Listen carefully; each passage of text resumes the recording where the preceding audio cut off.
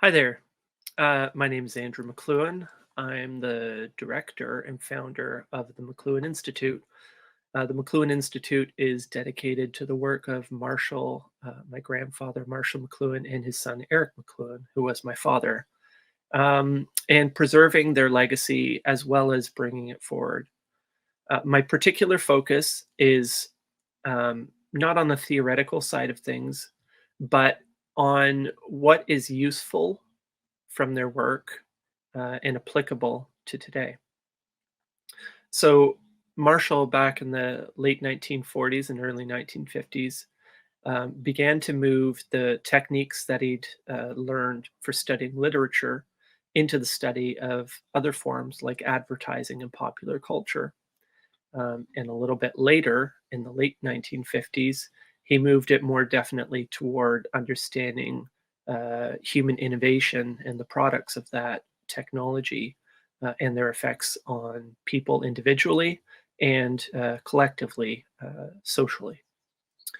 Um, my focus, as I said, is on the practical side of things. So he developed various tools and methods for probing the nature of technologies and the way that they work to reorganize us, our senses, and our senses of identity, as well as when you make that a group of people socially and the world around us.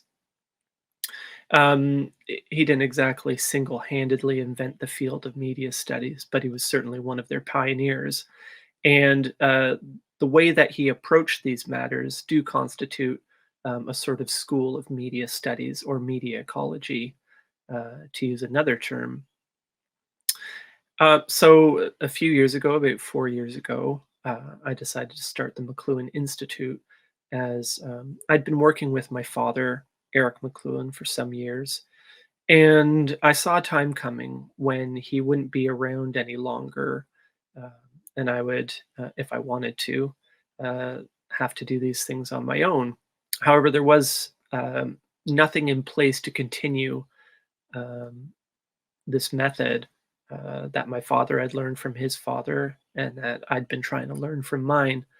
And I didn't want to be caught, holding the bag and without a direction. So I came up with four principles, and that is research, education, archive, and exploration.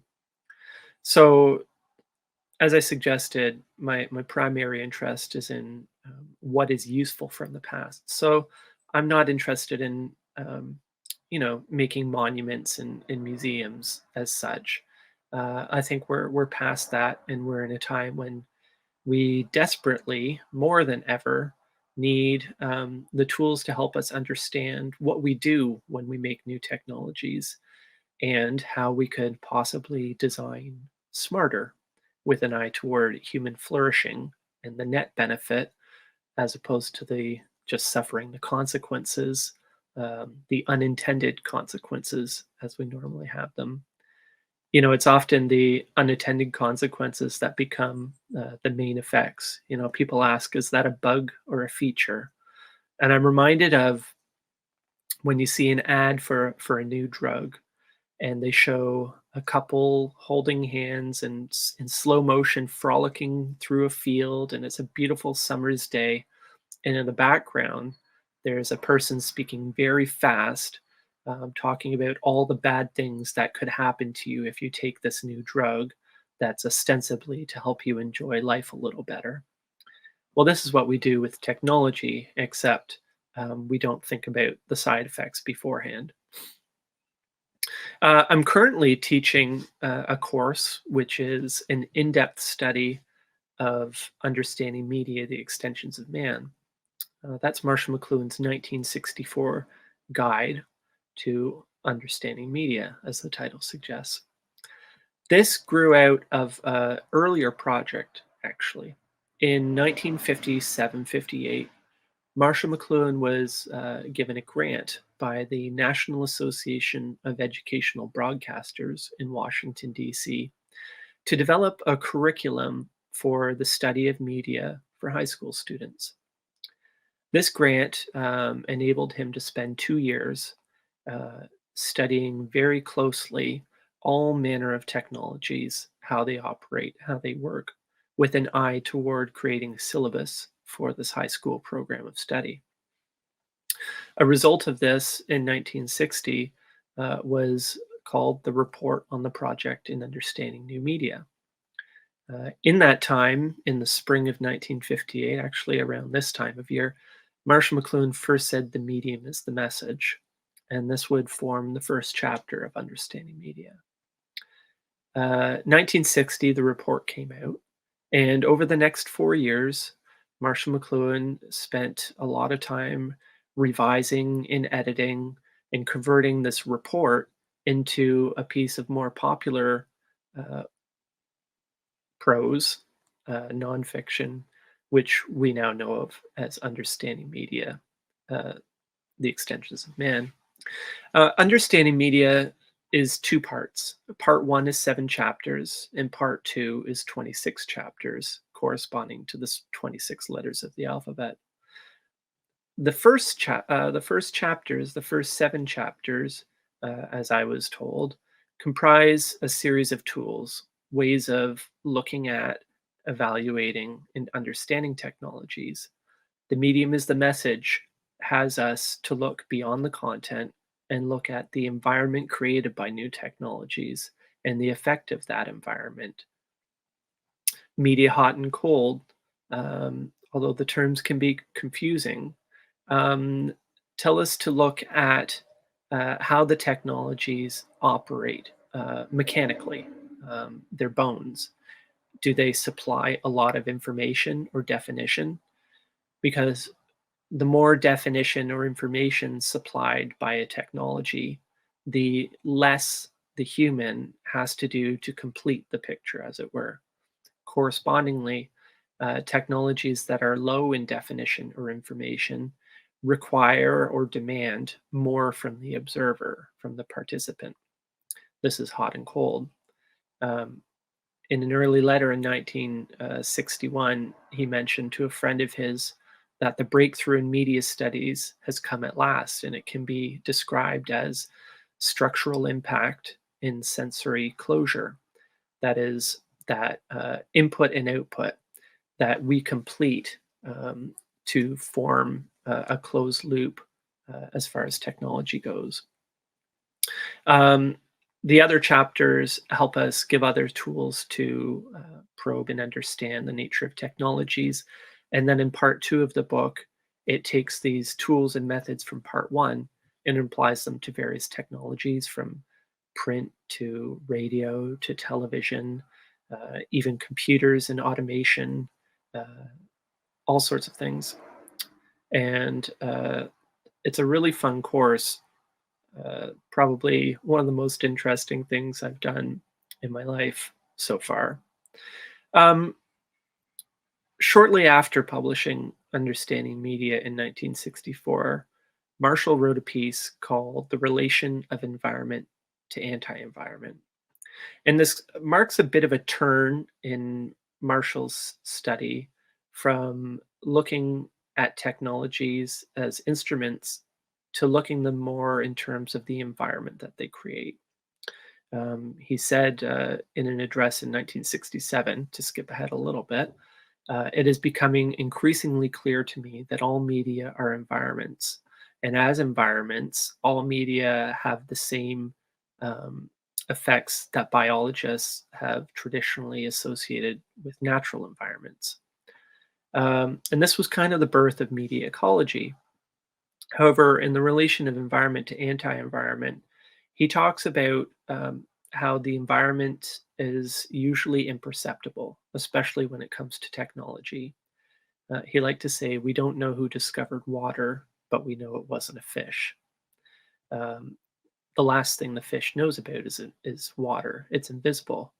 In understanding media, he says, in the position of Louis Pasteur, trying to convince my colleagues that their most deadly enemy is unseen by them, bacteria. Uh, the same way uh, technologies affect us through the sum total of their parts, through this environment that they create, and less by their contents. This is the nature of the medium as a message. Um, in fact, not that the content doesn't have a role to play. Again, in that early chapter, he said, to paraphrasing T.S. Eliot, content is the juicy piece of meat used to distract the watchdogs of the mind. What he means by that is that while we're busy engaged in creating or consuming content, the technology does its work. While we're on Zoom calls or telephone calls, um, the environment is at work. So it doesn't necessarily matter if I'm talking to you here today or if I'm catching up with my friend John or whatever we're doing on Zoom. Zoom over the last 2 years has reorganized what it means to associate and to work. Coming back to the relation of anti-environment and environment, in this remarkable document, Marshall has a few comments about art. He says, it is useful to notice all of the arts and sciences as acting in the role of anti-environments that enable us to perceive the environment. So this is the trick. If technologies create these environments, these media, this medium, which is imperceptible to us, how do we perceive it? Marshall says, via the arts, and he'll explain why. The artist, as a maker of anti-environments, permits us to perceive that much is newly environmental and therefore most active in transforming situations. He continues, one of the peculiarities of art is to serve as an anti-environment, a probe that makes the environment visible. It is a form of symbolic or parabolic action. Keep in mind that Marshall came from an arts background. He was, before he was known for his study of media, he was an expert in literature, particularly modernist poetry, Yeats and T.S. Eliot and Ezra Pound and the like. So it was his method to study the arts, and it was his genius to extrapolate from the arts what was happening around him. And he urges us to do the same thing.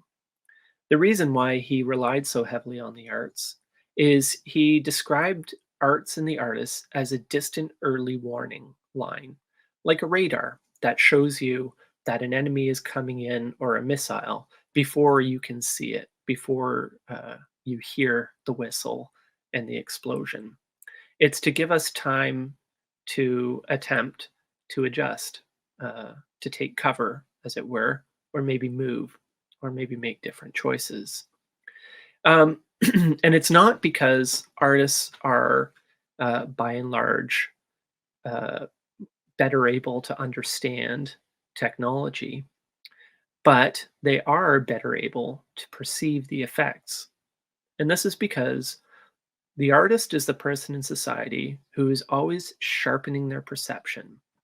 They're always out there sniffing around and looking and reaching and feeling and trying to experience new things.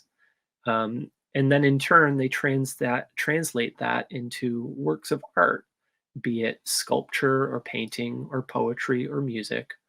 And by presenting that to us, they're showing us what they're seeing.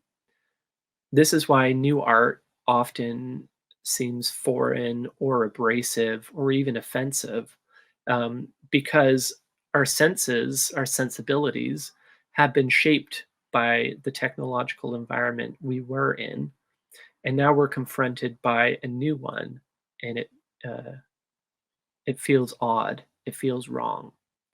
Funnily enough, it quickly becomes banal because, for example, look at Elvis Presley, who in his day was shocking to the older generation and thrilling to the younger, but short decades later became old fashioned, even. And it's hard for us to imagine him once being controversial. Anyway, this was Marshall McLuhan's method. He sought out any possible methods of orienting himself to the present And he dedicates his life to understanding media and to passing on the methods and tools he developed so that we might be able to turn things around. Um, it gives me some comfort to know that he was hopeful that we would eventually be able to do this. And it's the benefit and the curse of the speed of technological change that we don't have time to adjust. But because we don't have time to adjust, we have the opportunity to notice. As Bertrand Russell said, if we only raise the temperature of the bathwater by a degree an hour, we wouldn't know when to scream. Well, thank you very much for having me today. And I hope my talk has given you some things to think about.